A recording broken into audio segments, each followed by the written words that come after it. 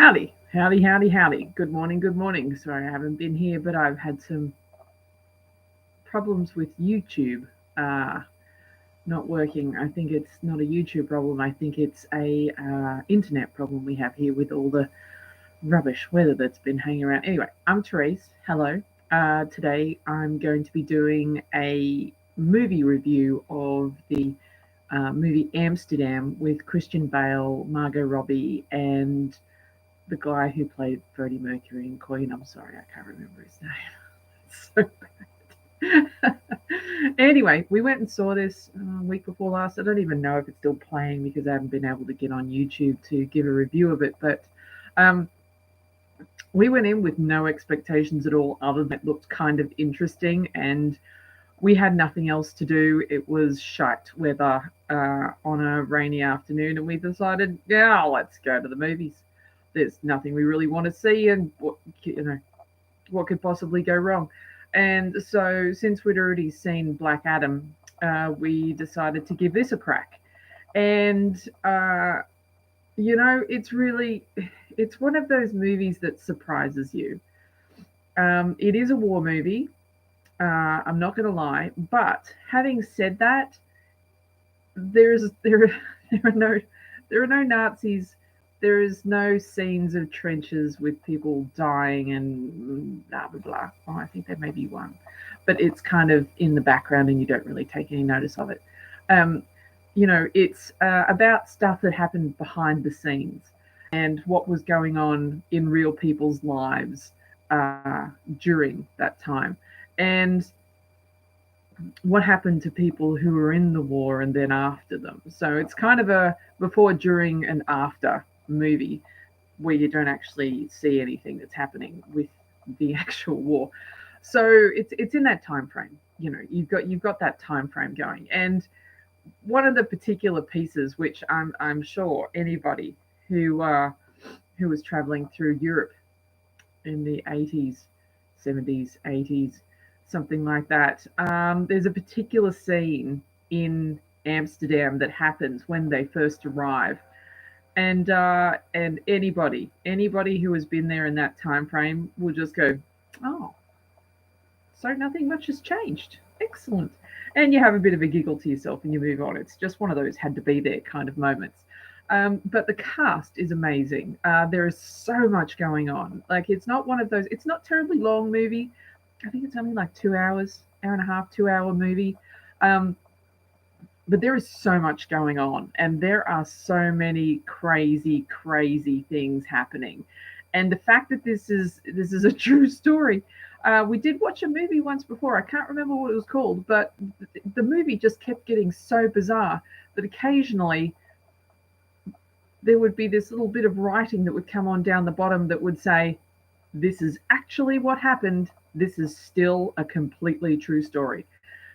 And that's the kind of disclaimer this movie needs, because I actually did some research into it after we left, and a lot of it is actually real. They didn't throw in too much artistic license with the movie. It actually was real, and they actually show you um, film reels at the end of the character that Robert De Niro plays actually doing what Robert De Niro did in this particular instance, and he was very, very good. Well, he's Robert De Niro, you know, but it's really amazing. And not having known that much about this part, because you always about all the rest of the bits, but as soon as the people introduce themselves, you instantly know where this is heading. You instantly know. If you have any inkling of modern history at all, you'll see a couple of the characters and you'll go, oh, okay. It's kind of like Once Upon a Time in Hollywood. You hear the, Roman Polanski, Sharon Tate, and you go, right, I know where this is going.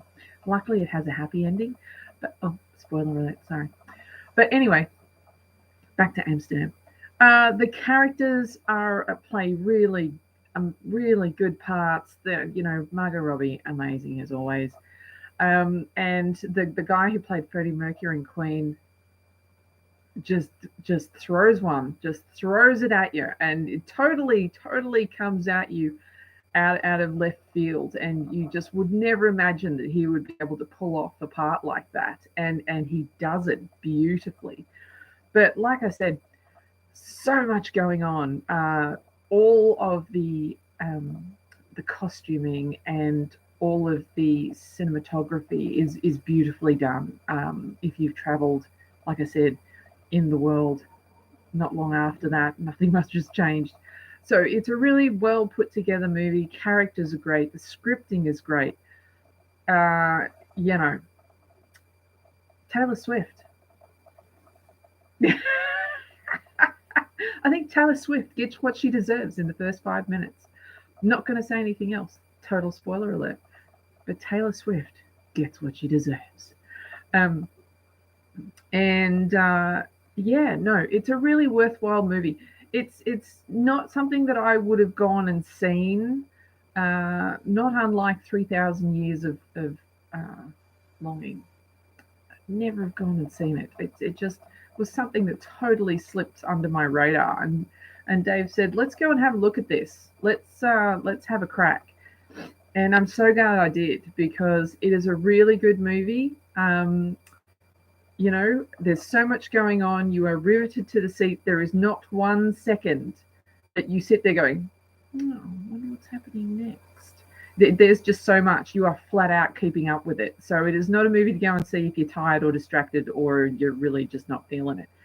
If you want to go and be entertained and watch something that is really interesting and is a true story, this is the movie you need to go and see.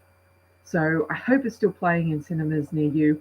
I'm sorry I wasn't able to get this out earlier.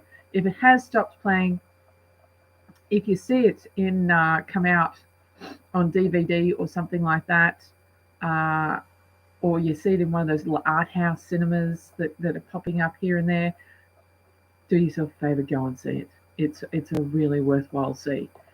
But anyway, hopefully I'll be able to get back on for another book review next week. So I'll talk to you again soon. Have a great weekend. Don't float away.